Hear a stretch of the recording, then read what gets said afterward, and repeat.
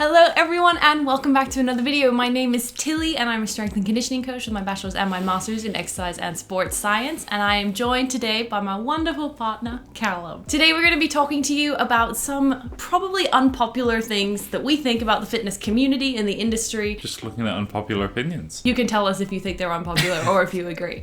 As always guys, if you could like and subscribe, that would be amazing. It'll help support the channel and it'll help it to grow. But without further ado, let's get into it. So my first unpopular opinion is that it depends is the only thing that counts in fitness. There's nothing that's right for all athletes. There's nothing that's right for all sports. There's no great exercise. Essentially saying that there's no single one best way to do anything. Yeah. Generally, it depends on circumstances. Absolutely. So when you're buying a program that's just a program, it's not going to be perfect for you. And if it's not, then that's not a bad thing. It's just the nature of doing programs that are bought online or things like that. Things that aren't tailored to you as an individual. My second unpopular opinion is that most coaches get results because most clients are beginners. It does not take a lot of skill to make a beginner make gains.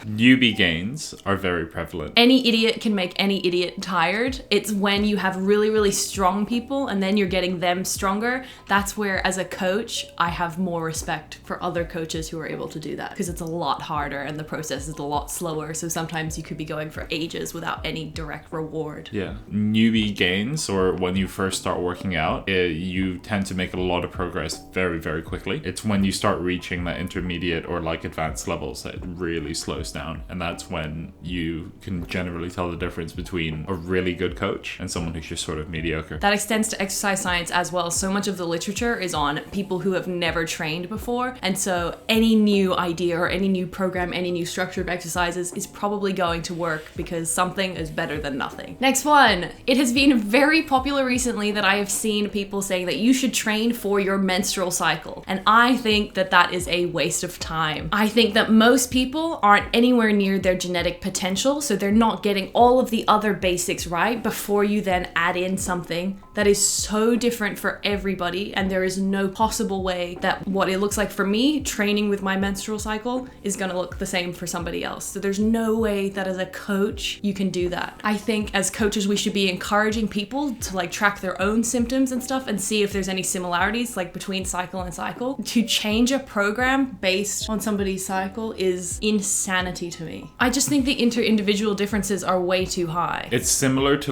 controlling the smallest details when you're not even getting the majority of the things right. Just focus on going in, getting a good workout. It's just sort of go in, you know your body, get it done, and everything should be all right. Yeah, if you notice during a particular point in your cycle that you're maybe feeling more depressed or you're struggling to complete a workout, then it's good to be aware of that, but to structure the whole program around it is just, please don't do that. This one I don't think should be unpopular, but I think it's highly debated for some reason, and that is that trans athletes belong in sport. They absolutely do. People who say they don't are miseducated, and they absolutely don't care about women's sports. People who argue that keeping trans women out of women's sports is for the benefit of protecting the sanctity and for protecting the performance of cisgendered women are people who have not given a shit or done anything to support women's sports to begin with, and they're now just latching onto this highly politicized idea. So if you want to protect women's sports, we need to be inclusive of all women. My next unpopular opinion is that you do not need to be, and you're not going to be, that lean. Most of the people that we see on Instagram are on drugs or performance enhancing drugs. That's why they can get away with bad training practices, and that's why they can get away with smashing themselves at the gym all the time. And that's how they maintain that kind of physique all year round. There's no way to have that amount of muscle mass. It's fucking difficult. Yeah, unfortunately, it's a sort of topic that's not really touched upon in that sphere, or people might just outright lie or not speak about it at all. And it really gives that false perception that,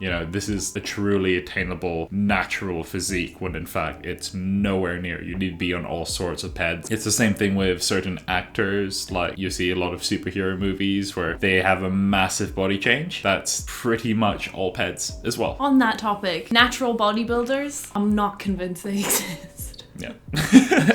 I'm sure there are, but I'm sure there are, but at those top levels, it's not a natural competition if you know when you're going to be drug tested and you have advanced warning of when that's going to happen. Natural bodybuilding competitions tend to not have the most like rigorous testing, and in fact it's like one very specific day that they're all informed of advances so they can all work around it or cycle around it. So and while we completely respect the sport, I think it's a great sport. I love seeing people get that shredded. I think for a beginner to look at that and then think that that's something attainable is probably something that we in the fitness community need to do a better job of addressing. The next opinion is that you're not always going to like training. Sometimes you just have to do it. I know that there's a whole movement of listening to your body and making sure you only go when you feel okay, and absolutely for the majority of people that makes complete sense and that lines up. But if you are anywhere near the realm of competitive sport, then sometimes you're just gonna have to go. It doesn't matter if it's rain or shine, doesn't matter if you feel shit or good. You have to show up and get the work done. I think a big part of elite sport is very much showing up when you really don't want to, or, you know, aspiring towards elite sport even. It's getting out onto the pitch and doing some running when, you know, it's cold and raining outside and maybe you don't really feel up for it. It's getting down to training consistently every single day, that kind of thing. So it is very much discipline over anything else. Motivation is fleeting, quite frankly, and it's the discipline that'll keep you honest and keep you in and out every day. My last opinion before we get into Callum's are that you are going to get injured. There is absolutely nothing in life that we do that is 100% safe or 100% injury free. Injuries are not the end of the world, even though they